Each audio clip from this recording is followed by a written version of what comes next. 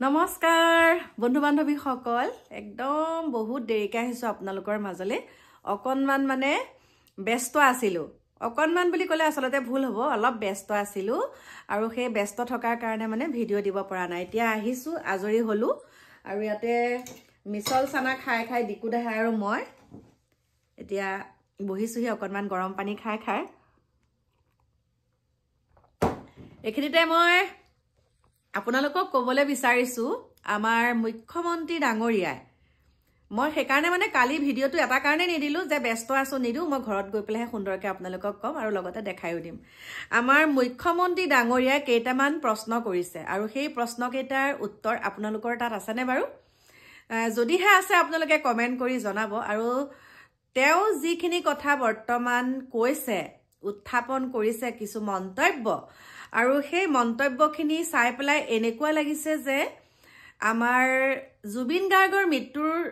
যিমানখিনি মানে এতিয়া আমি চাই আছো ন বহুতেতো বহুত মন্তব্য দিয়া আছে কিন্তু এতিয়া মুখ্যমন্ত্ৰী ডাঙৰীয়াই সিধাকে নহয় বেকাকে হলেও গৰিমা গাৰ্গক অকনমান টানি নিয়া নিচিনা লাগিছে গৰিমা গাৰ্গক টানি নিছে বিশেষ এটা কথা যে সিনেমাখনৰ শুটিঙৰ কথা বা অমনোযোগিতা অকনমান জুবিনৰ ক্ষেত্ৰত দিয়াৰ মানে জুবিনক অকনমান মানে মনোযোগ নিদিয়াৰ ক্ষেত্ৰত আৰু ৰৈ বিনালে কিছু মানে তেনেকুৱা কিয় নিব লাগিছিলে আৰু সেইখিনিও ইনভেষ্টিগেশ্যন হ'ব মানে এতিয়া আমাৰ গৰিমা গাৰ্গৰ ওপৰতো অলপ ইনভেষ্টিগেশ্যন হ'ব আৰু এগৰাকী এতিয়া গোস্বামী টাইটেলৰ গোস্বামী উপাধিৰ এগৰাকী বাইদেৱে লিখিলে যে আমাক আজলিজনী হৈ পেলাই কান্দি কান্দি যিমানখিনি গৰিমা গাৰ্গে আমাক মানে দেখাইছে আৰু আজলি হৈ পেলাই কান্দি কিন্তু তেওঁ হিমান আজলি নহয় তেওঁ জীৱিত কালতো আমাৰ হিয়াৰ আমঠুক ব্যৱহাৰ কৰিলে আৰু মৃত্যুৰ পাছতো আমাক হিয়াৰ আমঠুক ব্যৱহাৰ কৰিলে আৰু সেই গোস্বামী বাইদেউ গৰাকীয়ে যিটো মন্তব্য দাঙি ধৰিছে মই বাৰু হেতু আপোনালোকৰ মাজলে দিম আপোনালোকে পঢ়িব আপোনালোকে নিজে গম পাব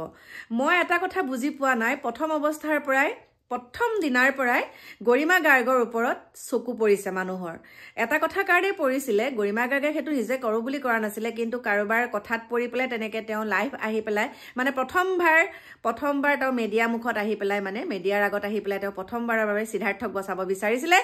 আৰু সেই বচাবলৈ বিচৰা কথাটোৱে যেন কালে কলি হল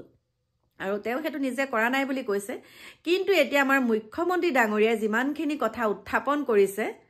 তেওঁ মানে এতিয়া একদম অকনমান সিধাকেও কৈছে বেকাকেও কৈছে কিন্তু গৰিমা গাৰ্গক দোষাৰোপ কৰিছে গতিকে মই বাৰু কৈ থাকিলে আপোনালোকে হয়তো ভাবিব এনে কৈছো বুলি গতিকে মই আপোনালোকক ভিডিঅ'টো দি দিছো চাওক আৰু আপোনালোকৰ মতামত জনাওক আৰু এনেকুৱা লাগিছে যে আমাৰ জুবিনে ন্যায় নাপাব নেকি আমি এনেই চিঞৰি আছো নেকি আমিতো চিঞৰি আছো যে ন্যায় পাম কিন্তু ইয়াতে আকৌ মুখ্যমন্ত্ৰী ডাঙৰীয়া বৰ সুন্দৰকে কিছু কথা কৈছে গতিকে মই পলম নকৰি আপোনালোকক দি দিছো ভিডিঅ'টো চাই লওক স্যাৰ জুবিনৰ শেষ চিনেমাখন চালে নাই ৰৈ বিনালে চাম মই সময়ত চাম তাত এটা আপোনালোকক মই অলপ কথাটো বুজাই দিছো জুবিনক ডক্টৰে হাক দিছিল সাগৰত যাব আৰু মই শুনা পাইছো সেই চিনেমাখন সাগৰক লৈ সেইকাৰণে মই যোৱা নাই শেষত মই যাম জানুৱাৰীত কিন্তু মোৰ কথাটো আছিল যে জীৱিত কালত জুবিন গাৰ্গক ডক্টৰে হাক দিছিল যে সাগৰত নাযাব সেইখন চিনেমা চালেইতো মই বাহিৰত আহি প্ৰশ্ন সুধিব লাগিব যে সাগৰত কেনেকৈ জুবিন গ'ল সেইকাৰণে মই বোলো লাষ্টত এদিন ধুনীয়াকৈ চাম কিন্তু চিনেমাখনৰ যদি আপোনালোকে দৃশ্যপট দেখে আগতে মই কথাটো কোৱা নাছিলোঁ কাৰণ চিনেমাখন ভাল কৰি চলক বুলি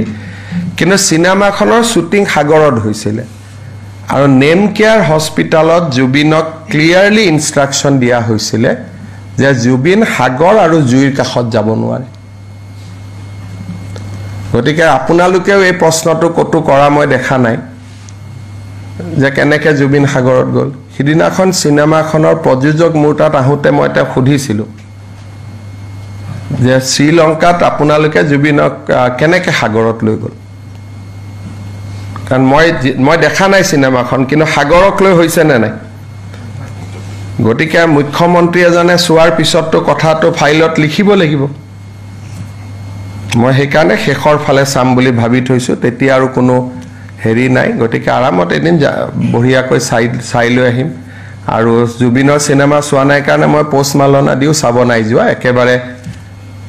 লাষ্টত যাম গোটেইখিনি কৰি কিন্তু এই কথাটো মোৰ মনত কুটকুটাই থাকে মই এনে নকওঁ বুলি ভাবো কিন্তু তথাপিতো কুটকুটাই আছিল কাৰণে ওলাই গ'ল যে ইমান ডক্টৰে হাক দিয়াৰ পিছতো এই কাৰণে যে মই যোৱাবাৰ কৈছিলো এটা ইন্টাৰভিউত যে জুবিনৰ ইনকোয়াৰি পিছত আৰু এটা ইনকোয়াৰি হ'ব নেগলেক্টৰ ওপৰত কাৰণ ক্লিয়াৰলি লিখি দিয়া আছিল সাৰ্টিফিকেট আছে যে জুবিন জুই আৰু পানীত যাব নোৱাৰিব সিনেমাখনৰ শুটিং কেনেকৈ পানীত হৈছিল তাৰমানে জুবিনৰ জীৱনক লৈ বহুত দিন আগৰ পৰাই আমি বহুতে হেতালি খেলি আছিল হয় না মই ঠিক কথা কৈছো নে নাই গটিকে সেই কাৰণে কবাত যেতিয়া মই না যাওঁ তেতিয়া বুজি পাব যে কিবা এটা কাৰণ আছে সেই কাৰণে মই অলপ দূৰে দূৰে ঘূৰি থাকো বাকিটো আৰ কি আছে মই সিনেমাখন চোৱা নোচোৱা লগতো সিনেমাখনৰ জনপ্ৰিয়তা কম বেছি নহয় নে হ'ব হেতু আপোনালোকে ভাবে যে সিএমএ চাব যোৱা নাই কিবা কাৰণত যোৱা নাই এইটো এটা পজিটিভ কাৰণ আছে কাৰণ গলে মই প্ৰথমতে এইটো কথা ক'ব লাগিল হেতেন যদি ফাৰ্স্ট দিনা গলো হেতেন মই প্ৰশ্নটো ফাৰ্স্ট দিনাই খুধিলো হেতেন তেতিয়া সিনেমাখনক লৈ বিতৰ্ক আৰম্ভ হল হেতেন এতিয়া কলেও আপত্তি নাই কাৰণ সিনেমাখন প্ৰায় চোৱা হৈয়ে গ'ল